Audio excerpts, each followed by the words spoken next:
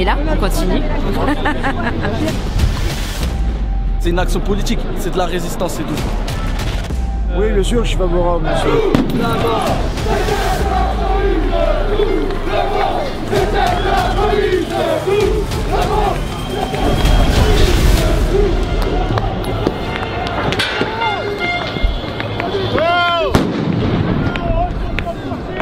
C'est l'histoire d'une cocotte minute qui finit par exploser.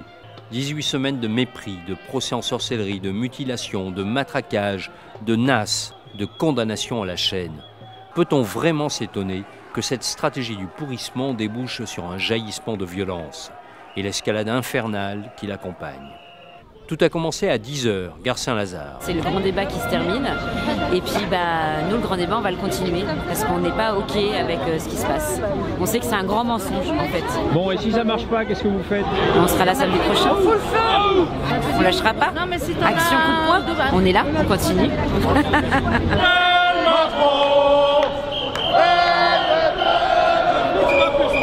Les champs se remplissent et les premiers incidents éclatent à l'angle de la rue Arsène-Houssaye, comme l'accoutumée.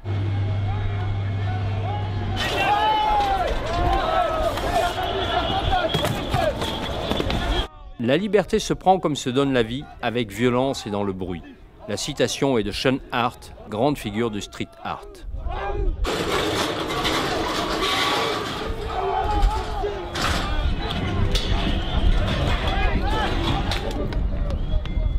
Les premiers pavés volent en direction des gendarmes mobiles qui défendent l'Arc de Triomphe. Une pluie de projectiles s'abat sur les hommes et sur les véhicules. Parmi les lanceurs, il y a des Black Blocs, bien sûr, mais bien plus nombreux sont les gilets jaunes. Les gendarmes, accompagnés de quelques éléments de la BAC, tentent une sortie. Ils sont repoussés.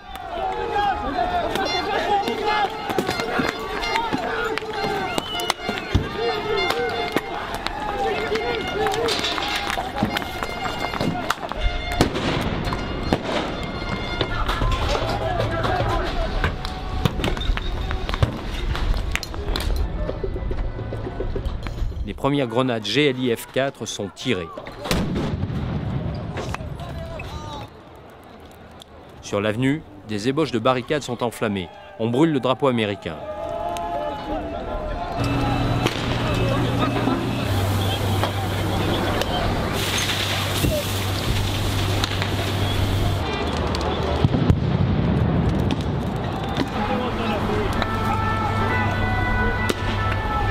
À la mi-journée, la devanture du Fouquet's, la brasserie où Nicolas Sarkozy célébra son élection en 2007, est saccagée.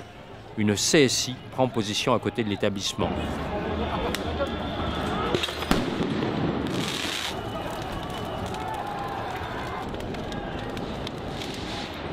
Le magasin Longchamp est vandalisé. Certains gilets jaunes ne condamnent pas. Oui, bien sûr, je suis favorable, monsieur. Nos retraites sont en danger, les salariés sont en danger. Les chômeurs ne sont pas indemnisés comme prévu. On enlève tout. Tous les anciens, ils ont eu les congés payés en 36 et nous on a quoi? On n'a plus rien aujourd'hui. Mais tous les gilets jaunes n'approuvent pas la violence. Mais bon, quand on voit là ce qui se passe là, ils cassent tout. Du coup on est là et puis on sait même pas ce qu'on doit faire. Je n'accepte pas la violence d'où qu'elle vienne, quelle qu'elle soit. Malheureusement, je crois qu'il n'y a que ça qui a été entendu jusqu'à présent. Je crains malgré tout que ça soit une surenchère et que ça soit un prétexte pour aller encore plus loin dans la violence et dans la répression. C'est une action politique. C'est pas comme ils essaient de nous faire croire, ouais, les casseurs, ils cassent tout, juste l'histoire de casser. Ils cassent des cibles bien précises et je pense que oui, c'est nécessaire. Et c'est ce qui leur fait peur. La preuve en est, c'est que là, pendant les 4 mois, les seules fois où Macron il a parlé à la télé, c'est quand tout avait été cassé, quand l'Arc de Triomphe il avait été tagué et compagnie. Donc c'est pas de la violence à partir du moment où on sort pas les armes et on fera pas, c'est de la résistance, c'est tout. Les interpellations se font plus rudes. Au soir de la manifestation, on dénombrera 237 interpellations, dont 200 assorties d'une garde à vue.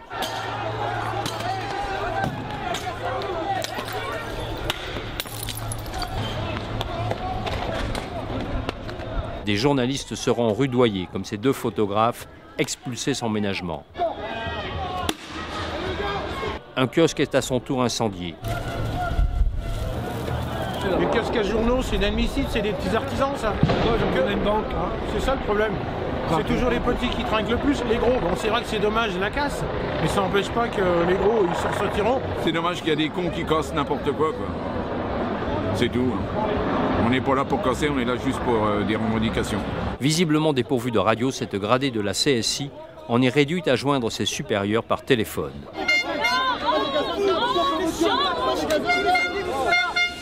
Sur la place de l'Étoile, l'accalmie prend fin.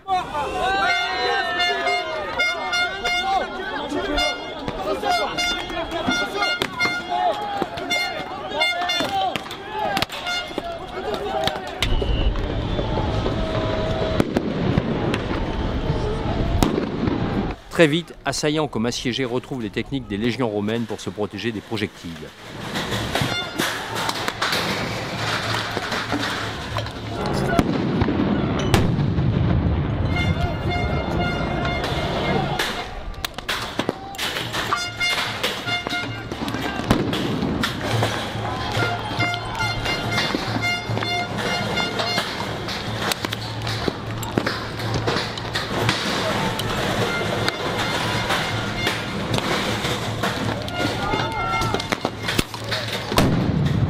Les heurts feront 42 blessés parmi les manifestants et 17 du côté des forces de l'ordre. Les affrontements se déplacent avenue Marceau.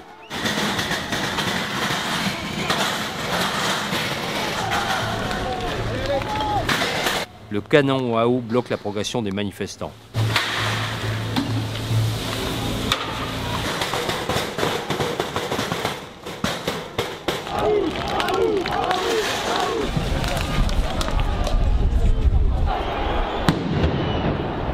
Les forces de l'ordre interviennent pour stopper les débuts de pillage, mais ils ne parviennent pas à reprendre la chaussée.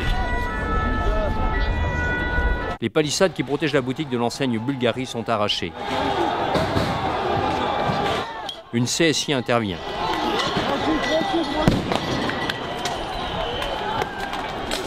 Un engin incendiaire est lancé dans sa direction. 2 policiers se sont enfoncés dans la foule. Ils sont pris à partie.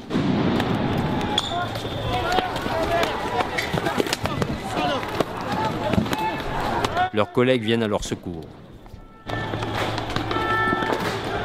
Le Fouquet s'est à nouveau attaqué. La CSI et la BAC qui le protègent sont contraintes de reculer avant de contre-attaquer. La bâche de la terrasse prend feu, vraisemblablement à cause d'un engin pyrotechnique. L'individu avec un gilet jaune à la ceinture est un policier. Ce n'est pas la première fois que nous constatons ce subterfuge des services de police pour s'infiltrer parmi les manifestants. Dans quel but? Au cœur de l'émeute, on essaye encore de dialoguer. On est des frères. Moi je te dis toi comme un frère. Pas pour me foutre de toi parce que je te respecte. Mais il faut nous respecter aussi. Il n'y a pas de manque de respect. Moi ce que je constate, monsieur, c'est que quand Nicolas est arrivé. Bullshit, on n'a pas cherché à empêcher le camion. Je dis pas le contraire. Des manifestants ont dérobé des parapluies. Ils s'en servent pour progresser vers les cordons de police. Le magasin Longchamp est incendié à son tour. Des médics, ces secouristes bénévoles et des gilets jaunes se précipitent dans le couloir avoisinant pour s'assurer que personne n'est resté dans l'immeuble.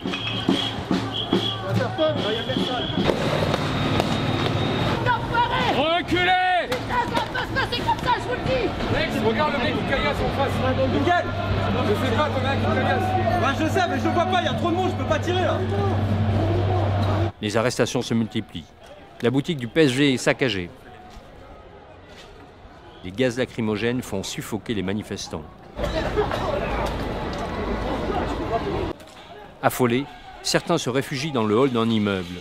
Une CSI se précipite et matraque tout le monde.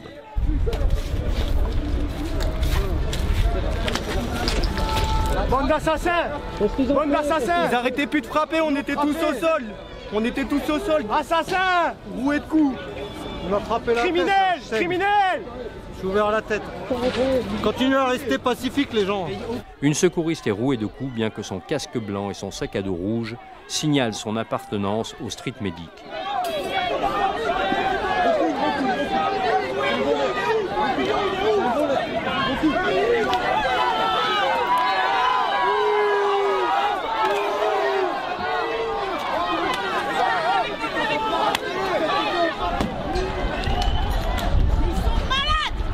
Sur la place de l'Étoile, les canons à eau dispersent ce qui reste de la manifestation au terme de 8 heures d'affrontement.